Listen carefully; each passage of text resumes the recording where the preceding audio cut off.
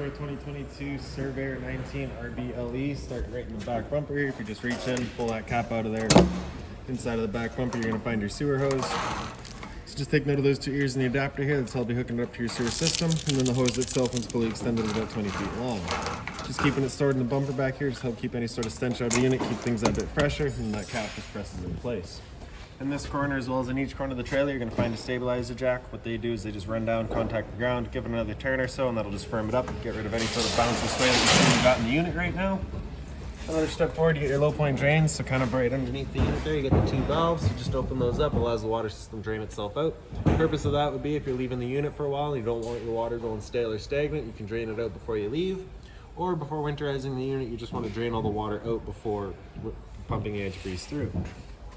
Ahead from there, you get your sewer cap, so you're just going to kind of press on that. You can give it a little turn, and it'll pop on out of there. And you can see it's got the same two ears on it that your sewer hose had, so that'll attach the same way, where you're pressing it on, giving it the turn until it clicks. On the left, you get a gray valve, on the right, you get a black, so that black valve is controlling your black tank. Black tank is filled from your toilet. That'll, of course, be your dirtiest water, so we'll dump that first. Once that's done, you can then come to the gray. The gray tank is going to be filled from your sinks as well as your shower, so typically cleaner water. We'll dump that last to help keep that hose as clean as possible. Straight up from there, you got a black tank flush. So you may notice over time, after having gone and dumped your black tank, your monitor panel is still reading a third or 2/3, whatever it may be. Typically, that's just some debris inside of the tank hanging between the probes causing that misread. So what you're going to do is just take a water hose and plug it into there, turn on the water, and that'll just flush out that tank, getting rid of any sort of debris that could be causing that issue. Right beside it, you get a cable and satellite inlet, so your coax cable is just going to plug into there. It'll fire up at your TV location. Beside that's your power inlet, so as you open that up, you're going to find a notch in the bottom corner. It's going to line up with that notch there. Press those into place, give it a 1/8 turn, that'll lock it down, and then you get the threaded collar in the back to really lock it into place. Following the cord back, you're going to find a standard 30 amp end. Most campsites are going to have that. You can plug straight on in and you're good to go. We do also provide you with a 15 amp adapter, so if you're looking to plug in at home to charge your batteries or run your fridge, you've got the power to do so. Straight up from there, you get the exhaust free furnace, so if you're ever running your furnace, just to make sure it's not blocked off, it does get hot. Towards the front of the unit, you get your freshwater connection here, so you're just going to pop that cap off and take your water hose and stick it into there, turn on the water, and that fills up your freshwater tank. Down below that is your city water connection. It's the same water hose, will just plug into there, turn on the water, and that pressurizes the lines throughout the unit. Right underneath the unit, you get that valve back here. We open that up, and that drains out your freshwater tank. Right beside it, we get your hot water tank, so that keyway there, you're going to line it up, and you can pop it on open. All your controls for turning this guy on are just inside of the unit. Before we ever turn it on though, we just want to hit this relief valve right there. Make sure that shot of water comes out. That bit of water coming out of there is just letting you know this tank is full. It's safe to fire it up and you're not going to burn anything out by doing so. Closing it back down, you're just locking it with the keyway. Your storage compartment right in front of that, magnetic latch holds it open. Inside of here, you'll find your water hose. Inside of that water hose, you get that perk adapter I was talking about. So your 30 amp cord into there, 15 to a standard outlet. If you're looking to winterize the unit yourself once it comes time, there's a screw in each corner of this panel right here. It'll pop out of the way and you get access to your bypass valves for your hot water tank, as well as the valve in your winterized kit for your water pump. Around front of the unit, you get this little black box up on the unit there, so that's your battery disconnect switch. So you can see with that pointed up, it's currently turned on. Slide it over to the left, and that's your battery then turned off. The battery itself is inside of this box right here. So as long as you're plugged in through that short cord in the back or your 7-pin to tow vehicle, that battery is charging for you. The unit does also have a solar panel kit installed, so we'll go through that once we get inside of the units. Loosen off that knob there, push it back. You can open up the flap and you get access to your propane tank. So it's just your standard 20-pound barbecue style tank. Just turning that knob to open it up. In front, you get a power tongue jack, so you get the light switch on top. Down below, up is up and down is down. On the other side of the unit, you got your storage compartment here, so it just pops on open. Up on the wall, you have a kind of a dual function light. So if you have that switch pressed in towards the wall, that's it then just in single function, so that's just on is on. If you go over to the left, so pointing towards the center of the unit, that's then the dual function where it'll use the motion sensor right up top here. So as soon as it doesn't sense motion for a minute, it'll turn itself off. Once it does, it'll turn itself back on. Down below that, you get your manual overrides. This little kind of bit in the side here, that's your manual override for all of your stabilizer jacks. So it's just on that 1/4" adapter. You also get the manual jacks right there as well. So same thing, 1/4" adapter. And then this little S one there is kind of for your tongue jack up front. Your outside barbecue set here, or your outside kitchen set really. So we got your griddle here. We're just gonna move that off to the side for now. And you get your little table.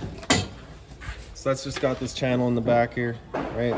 So you're just gonna line up that top, let it fall into place. Then it's just got that bottom leg that comes out and holds it up.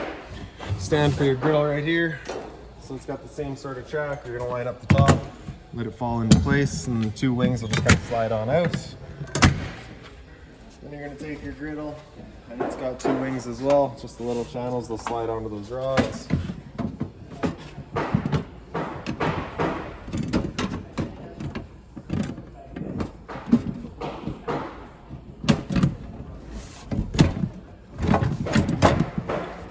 And then on either side, you get the little clip here. Push that into place. Then the hose has this little safety valve right there, so you just got to make sure that's closed off before you can undo that quick connect. And then right in the back of the griddle, just attaches onto there. And then kind of right underneath the unit, a little bit difficult to see. But you got your dust cap there, you're going to pull that off of the way, make sure that valve's closed, push the collar back, attach your hose, make sure that's locked into place, then you can open up the flow. Open it up at the griddle as well. Press that knob in and just kind of rapidly turning past the light. That'll clear the air out of the propane lines, and you can see she fires right up. Once you're done, you're going to press it in, turn it up to off, close off the flow at the unit, pull that hose out of there, put that dust cap back in place, close it off the griddle and pull it out of there. And then I just like to connect the hose to itself, just ensures that nothing's getting inside of there. And then you're just putting it back away the same way you pulled it back out. Right up above those, you're gonna find your exterior speakers. In the middle, you get your porch light, and kind of off to the left here, you get your stove vent. So of course, propane stove inside is putting off fumes whenever you're using it. So you wanna make sure that this flap right here is opened up so our fan inside can evacuate those fumes. Straight down from there, you get a GFI protected outlet, as well as a cable and satellite outlet. So if you're looking to have TV outside, you can. Towards the back of the unit, you get little storage compartments here. So inside of here, you're gonna find this water hose. So it's just got two little ears there. Okay. Pop that open, you'll see kind of at the 2 and 7 o'clock position, you get the same sort of ears. You press that into there, give it an 1/8 turn, and that's your hose then tied into your cold water system. You're not gonna get any hot, just cold out of there. Then in the back of the unit, you get your cargo gate, right? So you got a pin on either side, just pull that out, slide it out of the way, and then you can lay it down. You do have a 200-pound maximum out here, including the tire. Then you also get your steps there, so you can get up top, check out all your seals, and then right in the center, you have a pre-wired mount for a rear view or observation camera. Your assist handle goes up 90 degrees, and it falls into place, and you can open up the door. The door is just on a friction hinge, so it kind of sits wherever you leave it. Pull that blue handle there towards the center, and then you can slide your steps out. To extend or retract your steps, you just push that tab in, then you can extend or retract. As we make our way inside, first things first is right on the left there, you get your fire extinguisher, so that's standard, pull the pin, point, and shoot. Up the entry wall from there, you get your light switch on the right there, turns on all your interior lights. Porch light there, you'll do that amber light outside. Awning LED is the strip below your awning. Slide out room is center left here, so press and hold out, and that slide will make its way out. Once that slide's fully extended, we'll hear a couple of whines from the motors, and then they'll turn themselves off.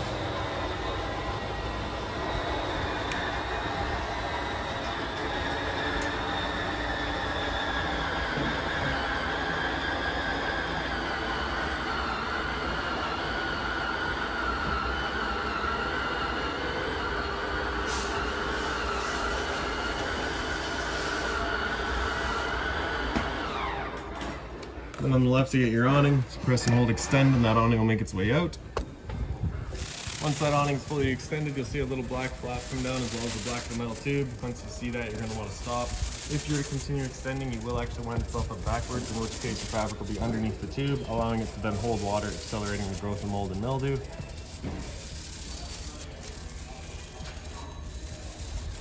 That flap's just a little bit sticky, so we'll extend out a bit and then we'll come back and it should come down. There we go. So there's the tube, and we'll stop right there. Now if it were to start raining, it's of course going to hold some water anyway, so what you can do is grab either arm, front or rear. You're going to pull straight down on it. Then you can see that changes the pitch of the awning out at the head, allowing water to then run off. Now if you like that angle better, because it does give you more shade, you can do the same thing with the arm up front. Before you bring it back in there, you just want to make sure these guys are back out straight and fully extended, just so you're not running the risk of bending up. Then you're going to press and hold the track. The awning will make its way back in. Again, you're just watching to make sure that your fabric is over top the tube. And another thing, keep in mind with your awning is it does catch a lot of wind. So once you get up to about 15-20 kilometers an hour of wind, you want to bring it back in again, just so you're not running the risk of bending your arms.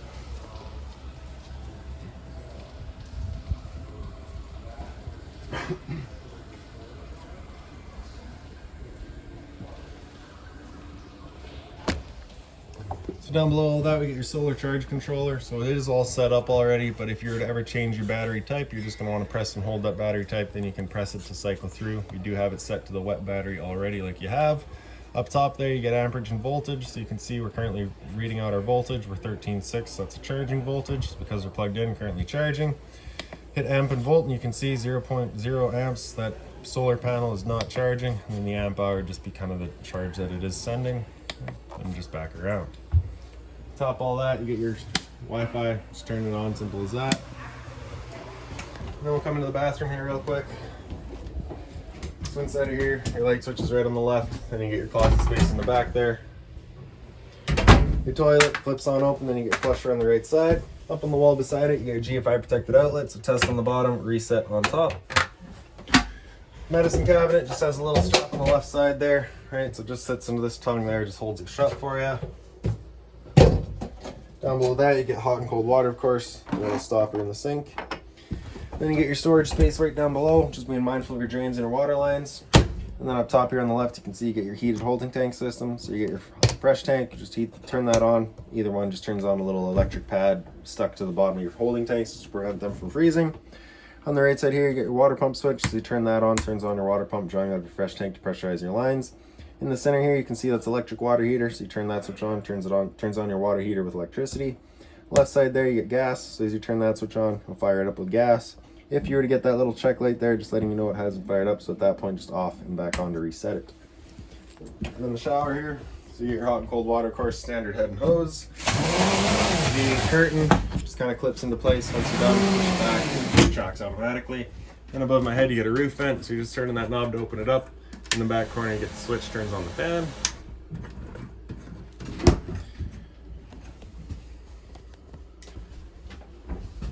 So your monitor systems, battery, so you can see where we're currently at. We're currently C for charging, G would be good, F is fair, L is low. With the solar panels installed, you pretty well should see it always in charging, unless of course you're in the shade. Fresh, so as you fill that up, you go to a third, 2/3 and full. Same idea for your black and your gray.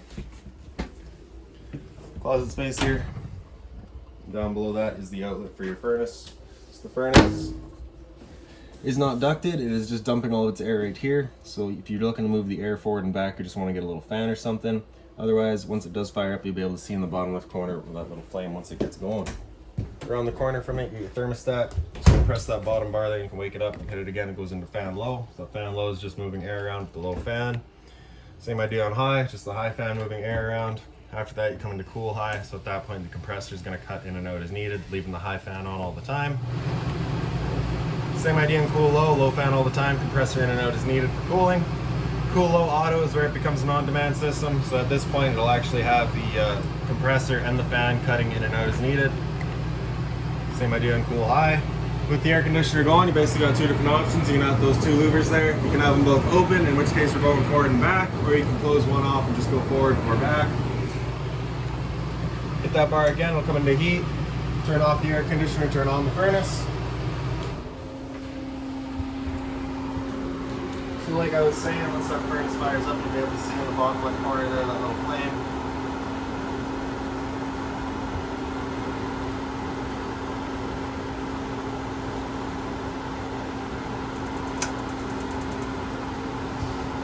And there you go. So after you heat, hit that bar again, it comes down into off and then just kind of cycles back around. Straight down from there, you get a power outlet as well as your LP detector. So propane's heavier than air, it'll sit on the floor, that guy detects it, starts going off just like a smoke detector would. The light in the dinette's just on its own push button there. For the table, you can just wiggle that up and you get it out of its legs. You can then take the legs out of their bases and lay them down as well.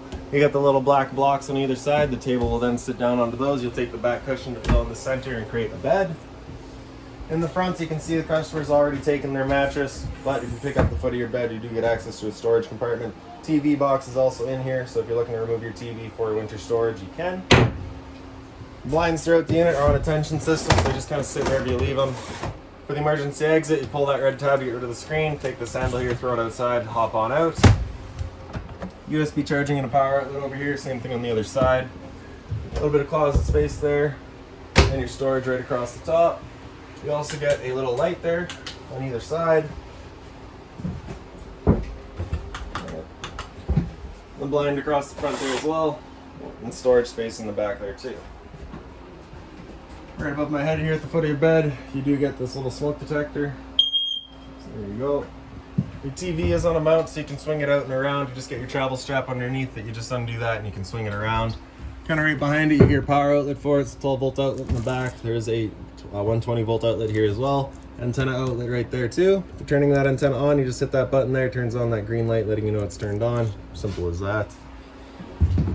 And then your 12-volt fridge here. It's the power button on the left there. Press and hold that to turn it on or off. Then you get your plus minus. So basically, you're just gonna be selecting either your freezer, make it colder or warmer. Then you can hit your fridge, make it colder or warmer. And then during the night, you can hit that night mode. Just press and hold. And that'll flip it into night mode. That just kind of has it run on slightly lower power, just kind of a bit quieter as well. Right, press and hold power, turn it off. Open it up, you get your freezer up top and your fridge down below. Down below that, you get a converter. Just press the top and center and it pops out open. You get all of your breakers on the left there. Whenever a breaker breaks, it's going to sit in the center, so just turn it off and back on to reset it. On the right side, you get all of your fuses.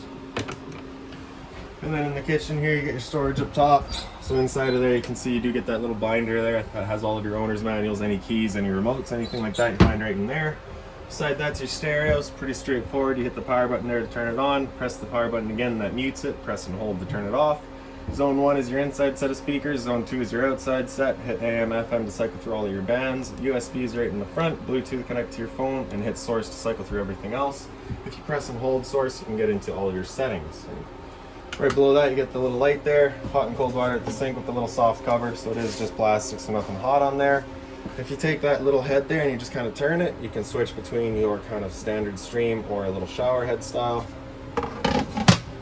Stove there just pops on open. Right up above it, you get your light and your fan. So that's that fan that you want turned on with that flap outside opened up. Then you're going to press the knob in, turn it over to light, and hit it with the lighter, and you can see she fires right up.